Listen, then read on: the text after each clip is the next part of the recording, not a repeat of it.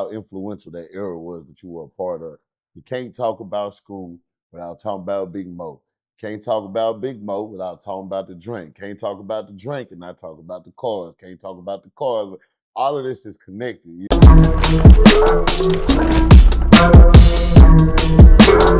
Zero. I said, bro, this before I went to jail. You don't f around with this, bro. But before I went to jail in 2008, I said, hey, bro, would you would you still buy this? It was $1,000 a paint. And I said, hell no. And I thought, sound like, man, there's no way it could ever get to 1,000. Came home, leaders to say it was 1,600, and nowadays it's at 200. Yeah. So to me, that's crazy and dumb as something that I got for a little or nothing. I'm finna pay that much money for it. Yeah. Pass the Cavassier. For real. That shit. So you know what? Let's do this then. So, but let me ask you this. So first, we know they drinking BS now, but when you see people walking around with their double cup, they obviously ain't doing it right. How did it make you feel? Like for something that you started, like you said, you put the price on how much the drink was gonna cost. I don't feel no kind of way. I just educate them if I know them, and I let them do their thing. If not, bro, you grown as hell, boy. Yeah. You know if you drinking some bathroom brew, boy, that shit come with cautions, right? But my niggas that I love, hey, bro, come on. Yeah. And so, for those that don't know, so we making the sure here that double cup culture started here in Houston. You know, For it, shot. So what does the double cup mean? What's the origins of the double cup and things of that for those that don't know? It's simple. And keep your cup refrigerated. So say you got one cup and you got this syrup in it, you go to sweat, you wake up the next day, man, first thing you want to do is grab your cup, like your mouth dry, all kind of, you just waking up, you going to reach back. That double cup allow you to have that ice in there long. It's like an igloo. It's the thermal, you know what I mean? It's what this do. You know what I'm saying? So you put that second cup, and I like to say Big Mo started it, but I'm sure it was that era that started, because we used to drink in like regular liquor cups, the red cups, but it never had ice. Yeah. So we had created the punch bowl. We'll pass the punch bowl around. And then somebody somewhere say, hey man, we start getting the styrofoam cups. And then they hook. So when people see like, oh, that what y'all be using? So that caught on. You know, so you start seeing the double cups. That triple, 4, 5, that's dumb. Just get you a double cup. All it do is because see when it starts, because after a while, if you got your cup out there and it all be so heavy at the bottom, it'll start seeping through that. It'll melt your ice quicker. But you put that double cup on there and then your ice lasts, you know what I mean? And then when your cup go to tripping, you just take that one, put it on the bottom, now you got a fresh cup. Oh, that motherfucker. Yeah. But for some reason, you like to use that cup, and drinkers know what I'm talking about. It's gonna have that ring around them. You know this real off for one, and then you know you've been having that cup all day. So it's something about you go, but don't go 2-3 days. That's nasty. I be seeing, but that's nasty. That's germ. I'm a germ. Hey, nah, don't do that. Now. You gotta have bacteria. That's why your mind look like that. It's real. Take that and put your clean cup on the bottom of that. You know what I'm saying? Yeah, but you got your automatic clean cup when you come with many benefits. Just thought about that too. Yeah, you gotta know it. And so let me ask you this then. So Jolly Ranchers belong in drink. Hell no.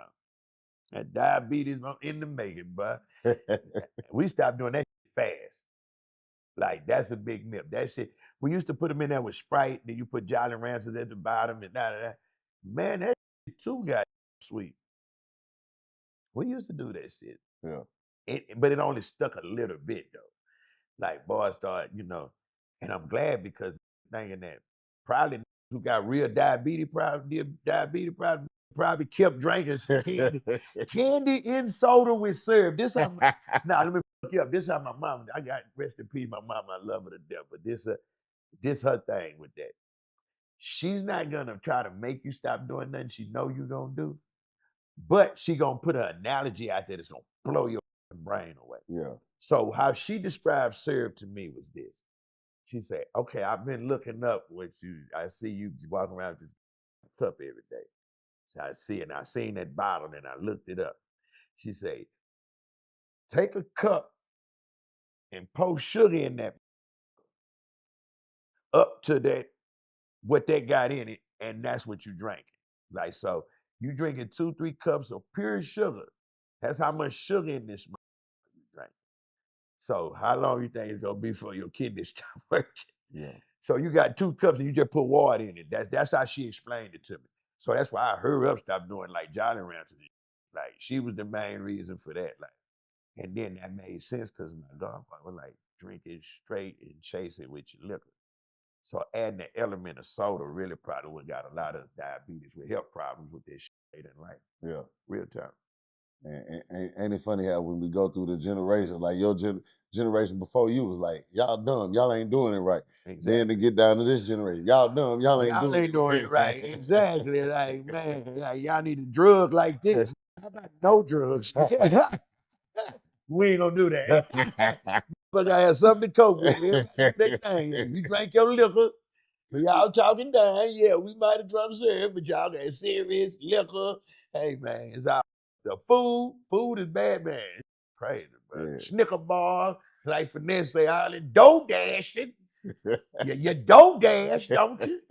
Yeah, that's your problem. Dough dashing them Snicker bars. Man, so and let's go. So obviously you see, like we can't like just how influential that era was that you were a part of. You can't talk about school without talking about Big Mo. Can't talk about Big Mo without talking about the drink. Can't talk about the drink and not talk about the cars. Can't talk about the cars. All of this is connected. You know what I'm saying? So let's talk about the slab culture in Houston, man. You know, a lot of people look at the slab culture and they don't even understand it. Like you kind of because they stick out like a sore thumb. But now back when y'all was just throwing swingers on old schools back in the day. How you feel about the cars that they throwing elbows on now and things of this sort? Like, how you feel when you look at that? It depends. I mean, we did it back then too. Like I had a Jaguar swinger. I put some pictures in. Yeah. My brother had it. We had a Jag. It just depends on what you put it on. See, in my era, everybody could ride swings. Yeah. You know what I'm saying? It started in '83. Before that, it was 30s and Vogues. So it was always a culture. But those particular ones, them 84s, 83s, man, know anybody had it. They called dead man wheels in my time. That's what started the war. Them niggas went from stealing them to killing for them. We used to have cars behind us, and it got so serious, and you had to call it a hoodoo. So you had your hoop behind you, 2-3 hoops when you go in certain places, and they got the artillery in it to protect this car. Because you can't ride it like you want to ride. The law's gonna pull you over. They know, it was real hot back then because couldn't anybody ride these rims. So when certain people pull out, we pull out in the line together and we all ride together. We all, you know what I mean? That's how you most likely you're gonna make it. But out of so the jackers gonna be at you or the police gonna be at you. Yeah. So you gotta have some protection with you at all times, man. Like they was called dead man wheels, bro. But you had to be of stature to have them. If not, shit, your hood will take you out the slab if you're. Yeah. So it was statement pieces in my time. Now it's just like anybody can ride it, anybody can get them. So the violence is cut down, which is one good thing. And it also took the mystique up off of it. You know what I mean?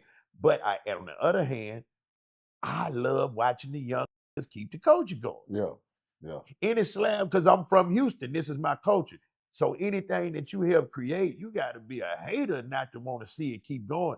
I ain't on the slab no more. You know what I mean? Probably never will be again. You know what I mean? But I know we started that. I know we did that. You know what I mean? Yeah. Like me, it's about getting old and being more low key. Like, where you go? Park the car at now the rims, this, it just it didn't evolve. Like talking about some 28 inch. I'm like, what? I'm lost. They having conversations. I was like, wow, I don't know what the hell they talking about. Yeah. 28 inches, G Poker 15. What the hell? Yeah. 2-minute number.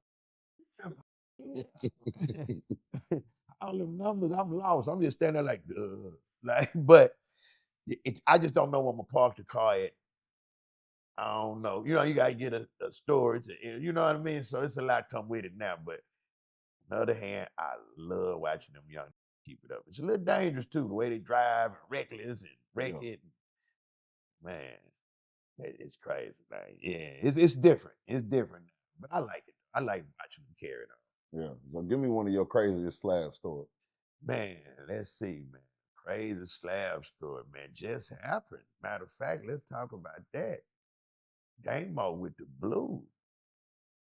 Man, boy, got one of the cleanest cars on the south side right now, probably in the city. So it's a drunk driver over here by the spot. He had left from Savoy. He pulled off. He going to check on a little piece of game down at the spot. He shooting down there. Mexican driving a car, wrecked his car. He parked on the side, hit by 8, 9 cars. He totaled his car. This magnificent piece of work, you know what I mean? Yeah. Totaled his, it hit by 4, 5 more cars and unalived a young lady further down where she was trapped under his car, man. Wow. Shit. And like, man, bro, rest in peace to that young lady, man. Rest in peace to Damo car, man. But it's like, man, if you know you drunk, man, I get your ass in the goddamn car, man, and take off, man. Yeah. That's crazy, bro. Now you done took 2 lives, this beautiful slab off the street, and this young lady. You know what I mean? Like, that's crazy to me, bro. But it just remind me that you can't cherish them cars either. And I just hope he had insurance because are they gonna cover all that? Yeah.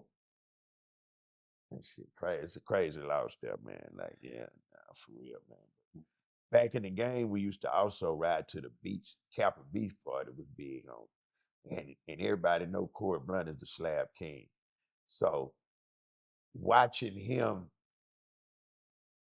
work that and seawall and see all us go down there like in a line with, see everybody think like, okay, Southside red, Northside blue. You know what I mean? Yeah. But to see all them red, pretty cars coming down that beach, it was like watching superstars at work. You know what I'm saying? Especially when we went to the Bayou Classic with Shout Dog one year, man. We was in New Orleans, man.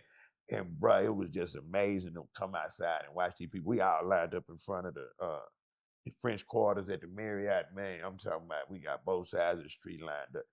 People out there taking pictures of them cars, man. I'm talking about, man.